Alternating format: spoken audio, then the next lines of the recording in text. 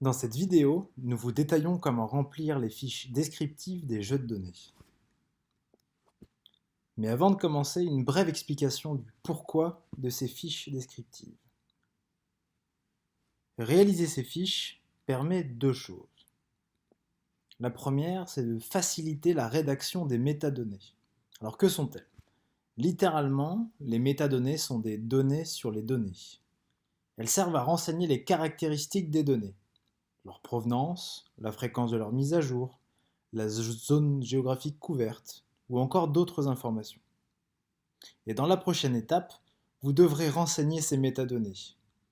Les fiches descriptives vous préparent donc à la prochaine étape. La deuxième raison de ces fiches descriptives, c'est qu'elles permettent de renseigner les réutilisateurs de données sur ce qu'ils peuvent ou ne peuvent pas faire avec les données. Par exemple, en renseignant dans les fiches la fréquence de mise à jour des données, vous donnerez une information clé pour un développeur. Avec cette information, un développeur va savoir quand est-ce qu'il pourra mettre à jour les applications qu'il a développées, des applications qui utilisent ces données. Alors, maintenant, comment réaliser ces fiches descriptives?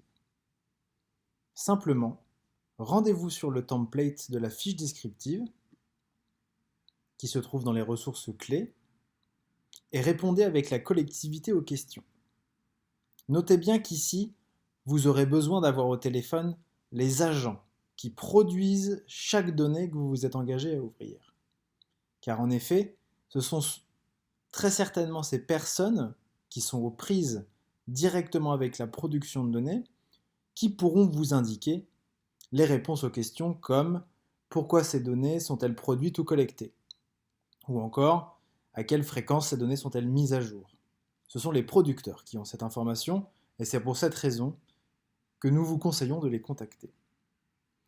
N'oubliez pas d'inscrire tous les choix que vous ferez, toutes les difficultés que vous rencontrerez dans votre carnet de bord et surtout, n'hésitez pas à contacter les experts qui sont là pour vous tout au long de ce challenge.